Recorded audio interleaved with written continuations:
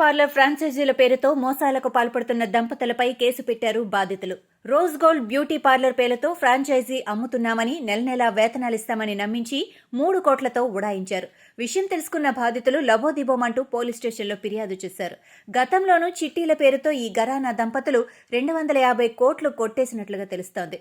Rose gold beauty parlour సంస్థ పేరుతో 3 కోట్లు బురిడీ కొట్టించి మోసం చేసిన సంఘటన ఉమ్మడి మెదక్ జిల్లాలో వెలుగు చూసింది. మెదక్, సిద్దిపేట, సంగారెడ్డి, కామారెడ్డి జిల్లాల్లో రోజ్ గోల్డ్ బ్యూటీ పార్లర్ పేరుతో ఫ్రాంచైజీలు అమ్ముతూ మోసాలకు పాల్పడుతున్నారు కిలాడి దంపతులు ఇస్మాయిల్, సమీనా. ఈ పేర్లతో పరిచయం చేసుకుని కొన్ని రోజులకు రోజ్ గోల్డ్ బ్యూటీ పార్లర్ పెట్టారు. ఇస్మాయిల్ తన మరదలు జెస్సికాని కూడా ఈ బిజినెస్ లో పార్ట్నర్ గా పెట్టుకున్నాడు. యూట్యూబ్ ఛానళ్లతో బ్యూటీ పార్లర్ యాడ్స్ ఇస్తూ ఫ్రాంచైజీల కోసం ఆకర్షించేవాళ్లు. ఓ ఫ్రాంచైజీ తీసుకుంటే నెలకు 35,000 రూపాయల వేతనం ఇస్తామని, ఒకసారి 3,20,000 కడితే లైఫ్ టైం ఇన్కమ్ వస్తుందని నమ్మించారు. దీంతో యూట్యూబ్లో యాడ్స్ చూసిన కొంతమంది ఇది నిజమేనని నమ్మి 3,20,000 రూపాయలు పెట్టి ఫ్రాంచైజీలు తీసుకున్నారు. ఫ్రాంచైజీ ఓపెన్ చేసిన తర్వాత 2 నెలల పాటు నెల వేతనమిచ్చి ఆ తర్వాత ఉడాయించేవారు ఈ కిలాడి ఫ్యామిలీ. సెంటర్లకు అడ్వాన్స్ తీసుకుని మొత్తం 100కు పైగా సెంటర్లు ఓపెన్ చేసి 3 కోట్లతో ఉడాయించారు.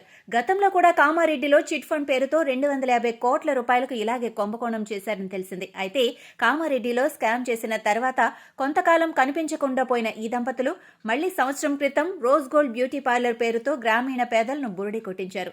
సెంటర్కి 35,000 చొప్పున జీతం ఇస్తూ షాపుకు కావాల్సిన కాస్మెటిక్ సామాగ్రి కూడా కంపెనీ ఇస్తుందని నమ్మబలికి జీతాలు అడిగేసరికి చివరికి చేతులెత్తేశారు.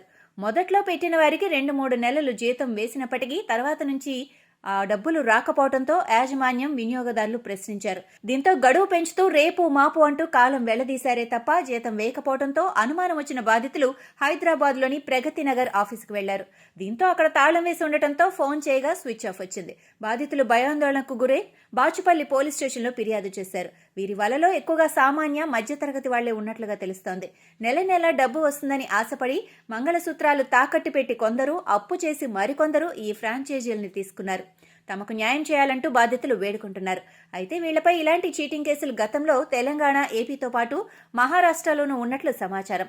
అమాయక జనాల్ని టార్గెట్ చేసి వారిని నమ్మించి నట్టేట ముంచుతున్నారు ఈ కిలాడి దంపతులు.